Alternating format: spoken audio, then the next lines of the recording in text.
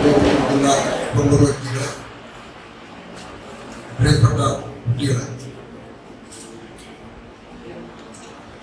ബോധപൗർണമി എന്ന ഈ programme Kerala Kaumudi motor വാഹന വകുപ്പും സംയുക്തമായി നടത്തുന്ന ഈ പ്രോഗ്രാം കഴിഞ്ഞ വർഷവും നടത്തിയിട്ടുണ്ട്. കേരള കൗമുദിയുടെ അകമഴിഞ്ഞ സഹകരണമാണ് മോട്ടോർ വാഹന വകുപ്പിന് ലഭിച്ചുകൊണ്ടിരിക്കുന്നത്.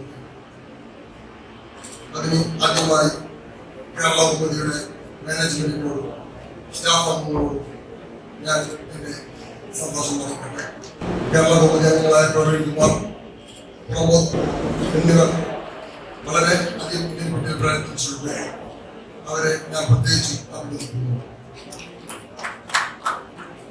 അവർക്ക് രാമനട്ടര കേന്ദ്രീകരിച്ച് റോഡ് സുരക്ഷാ പ്രവർത്തനങ്ങൾ ഒരുപാട് നടത്തപ്പെടുന്നുണ്ട്. പ്രത്യേകിച്ച് സ്കൂൾ കേന്ദ്രീകരിച്ചു, ബസ് സ്റ്റാൻഡ് കേന്ദ്രീകരിച്ചു, അതേപോലെ നമ്മുടെ ടെസ്റ്റ് ഗ്രൗണ്ട് കേന്ദ്രീകരിച്ചു.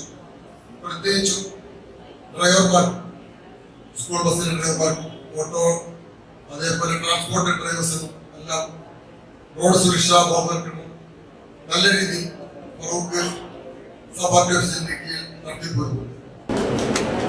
ലോകത്ത് ദുരന്തങ്ങൾ ഉണ്ടാകുന്നത് പല വിധത്തിലാണ്. പ്രകൃതി ദുരന്തങ്ങൾ, മറ്റൊന്ന് മനുഷ്യനിർമ്മിതമായ ദുരന്തങ്ങൾ. ഈ മനുഷ്യനിർമ്മിതമായ ദുരന്തങ്ങളാണ് ആക്സിഡൻസ്. ഒരു ദിവസം 11 പേർ നമ്മുടെ ഈ കൊച്ചു കേരളത്തിൽ മരണപ്പെടുന്നു. ഇതിൽ തന്നെ ഏറ്റവും കൂടുതൽ ആളുകൾ മരണപ്പെടുന്നത് കാൽനടയാണ്. അപ്പോൾ നമ്മൾ കരുതാം, നമ്മൾ വാഹനം ഉപയോഗിക്കുന്നില്ലല്ലോ, നമ്മൾ വാഹനം ലൈസൻസ് ഒന്നുമില്ല, നമ്മൾ വാഹനം ഉപയോഗിക്കുന്നില്ലല്ലോ, അപ്പോൾ ഇവർക്ക് വലിയ പ്രശ്നമൊന്നുമില്ല. അതല്ല, ഏറ്റവും കൂടുതൽ ആളുകൾ വിശാഖത്തോളം ആളുകൾ മരണപ്പെടുന്നത് കാൽനട യാത്രക്കാരാണ്. നമ്മൾ പ്രത്യേകിച്ച് സ്കൂൾ കുട്ടികൾ കൂട്ടം കൂടി നടക്കുക, റോഡിൽ കൂട്ടം കൂടി നടക്കാതിരിക്കുക, സീബ്ര ലൈനിൽ കൂടെ മാത്രം ക്രോസ് ചെയ്യുക. നമ്മുടെ അന്യ സംസ്ഥാന തൊഴിലാളികൾ റെയിൽവേ സ്റ്റേഷനിൽ വന്ന് ഇറങ്ങുന്നത് നിങ്ങൾ ശ്രദ്ധിച്ചിട്ടുണ്ടോ?